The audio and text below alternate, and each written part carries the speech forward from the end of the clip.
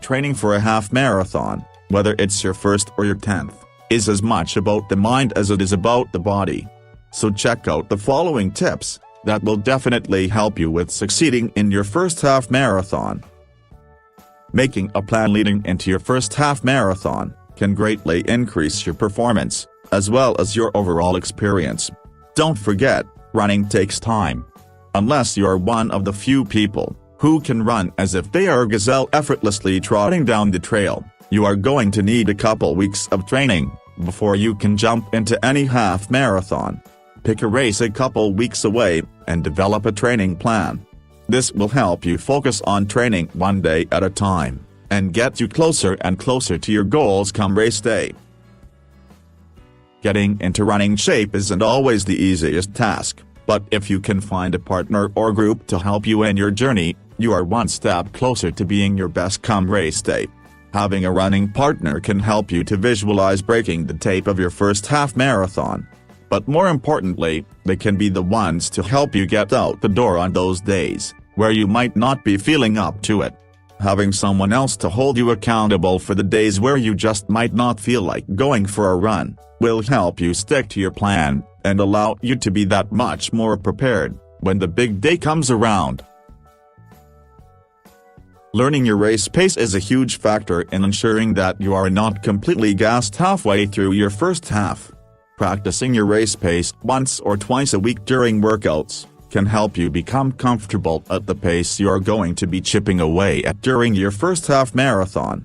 A way to maximize the fun of practicing race pace is by joining in on a local 5K or 10K on the weekend.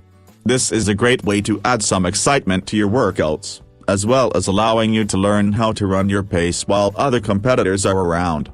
One of the biggest mistakes people make in a half marathon is getting so caught up in all the fun.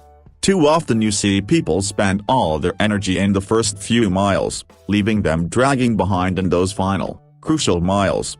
Practicing your ideal pace the weeks leading up to your big race can help you to be the one who leaving everyone behind on race day.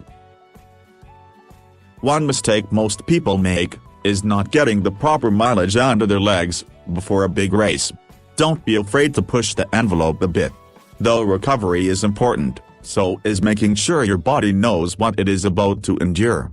A half marathon is not your casual Saturday jog.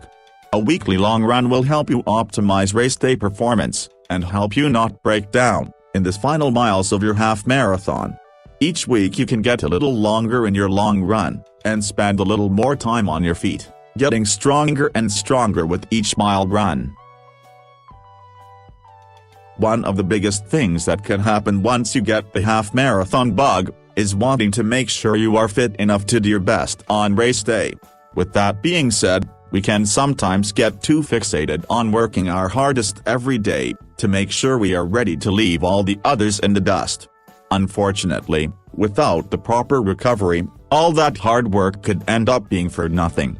If your body isn't getting the proper recovery, you open yourself up to injury and an entire world of running-related problems. Allowing yourself some downtime and easy days won't make you any less fit, but will actually help you get faster. With a proper training plan, taking easy days will allow your body to recover and allow for all your hard work to physically set in. Proper recovery gets you one step closer to optimal race day performance. And on to the last step, trust your abilities. One of the biggest deterrents for people running their first half is that they simply can't do it. Pre-race anxiety or last-minute second thoughts are totally normal. Even the best runners in the world experience this sensation. Have confidence, and know that all the training you put in has left you more than ready. Just always remember you are out there to run for you, to see what you can do, and to have fun while doing it.